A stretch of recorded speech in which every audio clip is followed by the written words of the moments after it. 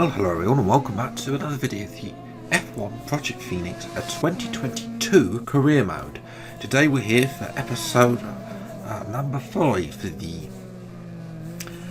Monaco Grand Prix of Season 2. Now, I should explain, you are not being clickbaited in the title. We are having a Monaco night race. It's just that some of the local residents they didn't really want to have the night race while they were going to the casino. Qualifying. So qualifying is during the day, practice if you're watching now. But the night race, the race is at night, as you'll see in a minute. Coming into this one then, no one's brought any upgrades. Again, everyone's saving their tokens. We expect Austria, of course, is the next one. That's a big one, because of course people will be looking at our engines, because of course the engines aren't changing as well. There isn't an engine regulation change, unlike there is for the Sashi and Aris. There's seem to be engine upgrades, although Red Bull have said they're not going to bring any upgrades for a little while anyway, due to the fact of how dominant Verstappen has been in this series. I mean, yes, he had a DNF last time out, but you know, I mean, he is improving. Ferrari, who knows, they could do, they might be able to go a little bit better here than they should do, because they do have an okay Sashi, but their engine lets them down. So you know what's coming from them, and maybe they'll redeploy their illegal engine from 2020 into this series. We'll have to wait and see. But into qualifying then, and it is business as usual, because it's Max Verstappen from Lewis Hamilton on the front row, both starting on medium compound tyres. Again, nothing will ever change that. Charles Leclerc, though, showing Ferrari's good pace. He starts P3 ahead of Sergio Perez, who starts P4. Perez a little bit underperforming in that Red Bull compared to his teammate Verstappen. Sainz starts P5. I managed to qualify 6th somehow. Don't ask me how I've managed to do that. Ricciardo is 7th ahead of Russell, who's having a difficult time of it lately, DNF'd in the last race at Imola as well. They all got stuck behind Alonso, who was trundling around, along with Norris, who starts in 9th. Alonso will be the only person to start on the soft tyres. We'll come back to him in the race. Outside the top 10, Gasly and Vettel will probably prefer to be outside the top 10 here, because the one stop is OP compared to the 2 stop. Ocon starts 13th ahead of Tsunoda. A little bit of improvement from Tsunoda, but still not really where AlphaTauri wanted to be. And his race pace definitely hasn't improved. Giovinazzi crashed in Q2, so he starts down in 15th place ahead of Lance Stroll, who once again fails to make it out Q1. Alex Albon starts 17th ahead of Mick Schumacher, who's only 18th as well. And then that means on the back row it's Oscar Piastri ahead of Valtteri Bottas for today's nighttime Monaco Grand Prix.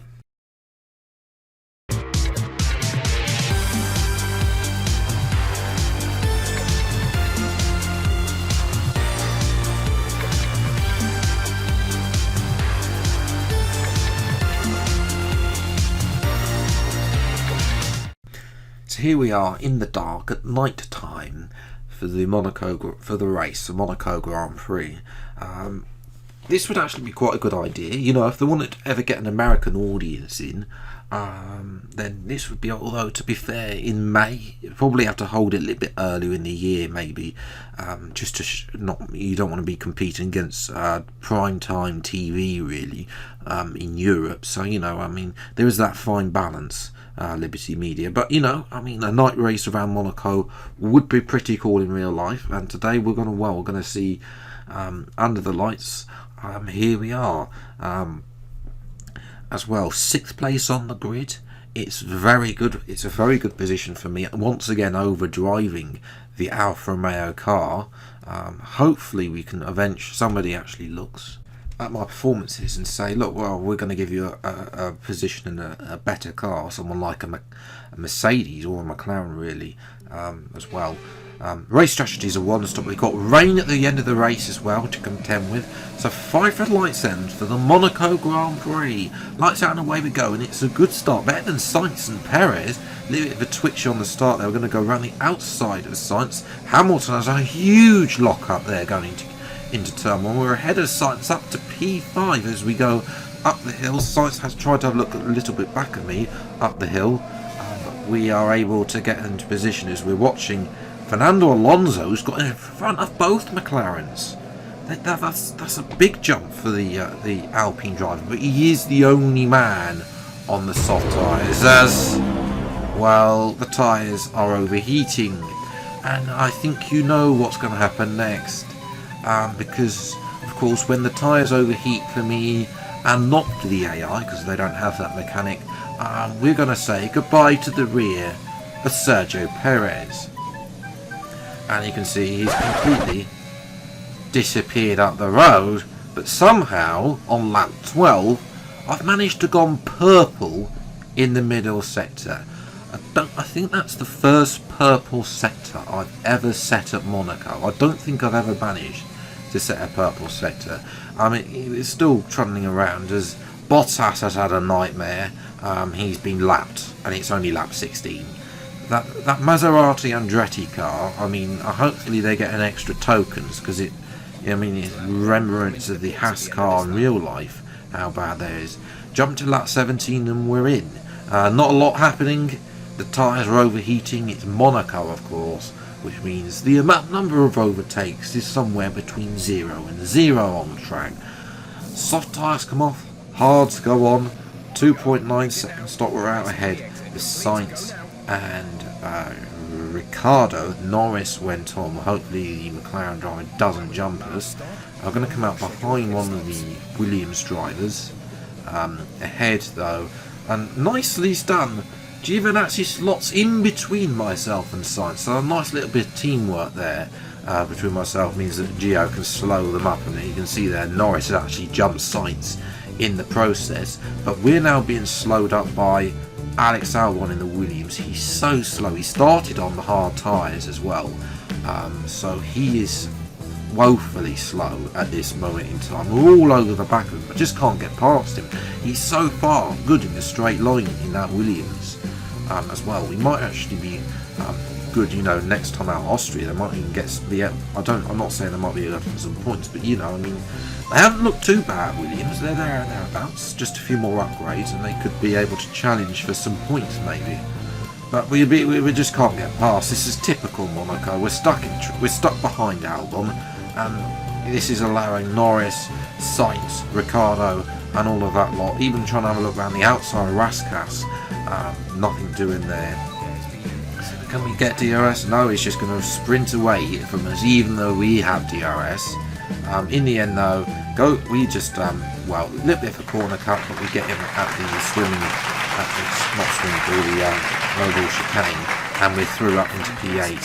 Finally, we are able to get past the Williams driver after 2 laps of being stuck behind him. As we're watching Max Verstappen, then he leads the way from still Leclerc and Hamilton as well, then Perez, and then myself. I was worried about the 2 AlphaTauris, but they started in the hards, but then they fell away. And George Russell did an early stop, and he's now made his second, and final stop. Was final schedule stop in the dry, and he's actually come out behind Mick Schumacher, so not a great time for George Russell as well there. As Lando Norris, it's starting to rain. He tries a move at the chicane. Oh, and I think Norris I don't think there was contact with Norris. Was there? I didn't feel any of the contact. You can feel if I've made contact there. No contact between myself and Norris. I think, did he clout his rear tyre on the wall? Oh, a little bit. Okay, it looks like he did from that off-board shot. From behind, definitely yes, did that. And then there was contact with Sainz and Ricciardo. So, I mean, we were already far alone in front of us, and now behind us, Sainz and Ricciardo are going, and they're going to pit. They should have really pitted for inters, but because lap 29, the very next lap, we're in for intermediates. It's that time. It's time to put the intermediates on.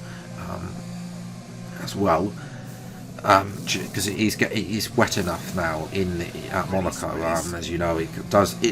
Obviously, we haven't had a wet Monaco race in real life for a few years now, but everyone's now starting to come in. DRS has just been disabled as well, so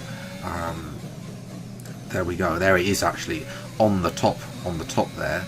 As well, but somehow we still managed to go purple in the middle sector, and we're actually flying on these intermediates, flying away from the 6th place man, which is Gasly, as well. Sonoda, I think, is up to P8 at this moment in time, and Ocon, but everyone is the field is actually spread out, and we've actually set the fastest lap of the race at that moment in time, before eventually gets eradicated. But the pace was good compared to him. I didn't change, but I should point out, I did not change the AI level at all. 108 AI, as we watch Max Verstappen leading from the front, opening there. He's actually lapped George Russell, who's going to score no points again.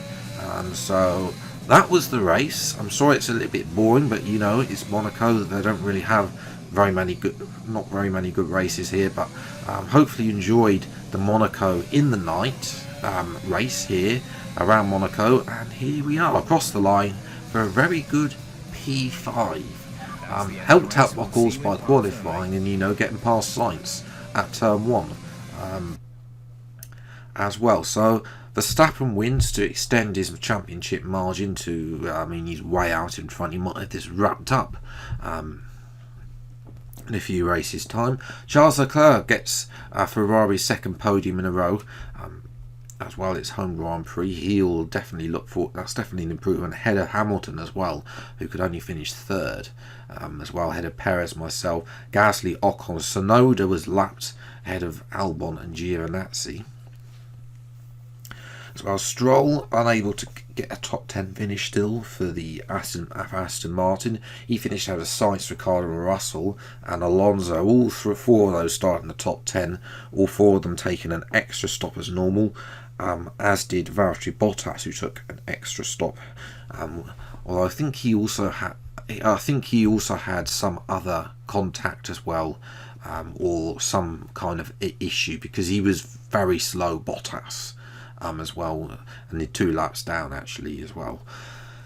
In terms of the Drivers' Championship, Verstappen now has a 19-point lead, which is putting him out. He could DNF at Austria and still be in front. Leclerc moves up to 2nd now, ahead of Russell. Hamilton now is starting to gather momentum though, with a win in Imola at 3rd place here. So can improve that momentum.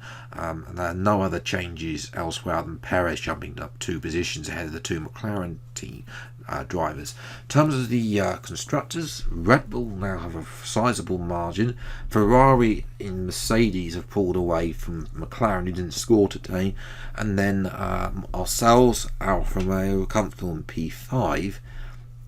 AlphaTauri have matched Alpine as well for points, so those 2 are having now a little bit of a battle for 6th place. Whether or not they can catch us up, we'll have to wait and see.